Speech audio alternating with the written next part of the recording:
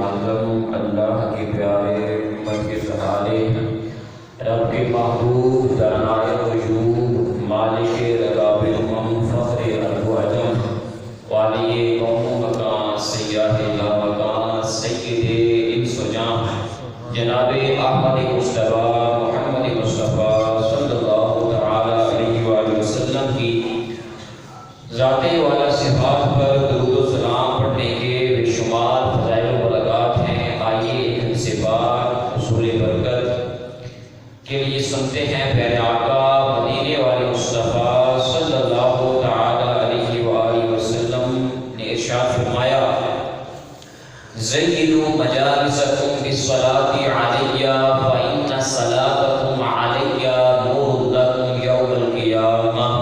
سبحان اللہ۔ یعنی تم اپنی مجلسوں کو مجھ پر درود پاک پڑھ کر آراستہ کرو کہ تمہارا مجھ پر درود پاک پڑھنا بروز قیامت تمہارے لیے نور ہوگا۔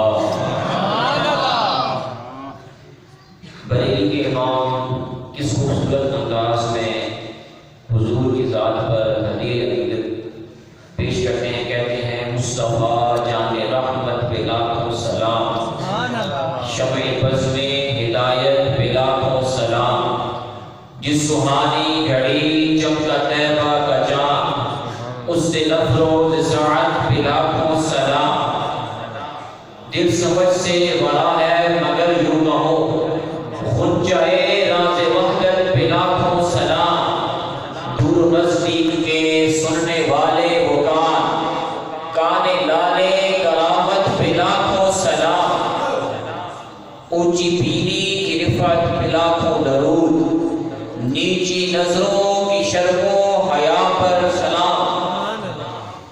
لاکھوں سلام بھیجنے کے بعد بھی امام کا دل بھرا نہیں، پھر کہتے ہیں کعبے کے بدرو بجا تم پہ کروڑوں درود، طیبہ کی شمس و ضحیٰ تم پہ کروڑوں درود، اور کوئی غیب کیا تم سے نہاں ہو بھلا، جب نہ خدا ہی چھپا تم پہ کروڑوں درود۔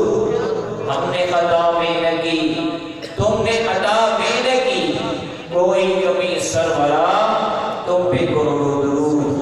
صلو علی الحبیب صلی اللہ علیہ وآلہ وسلم۔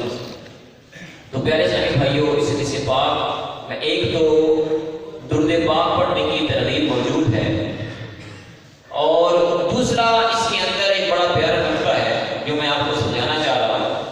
حدیث پاک میں ہے کہ حضور پر درود پاک پڑھنا پل صراط پر نور ہے، پل صراط پر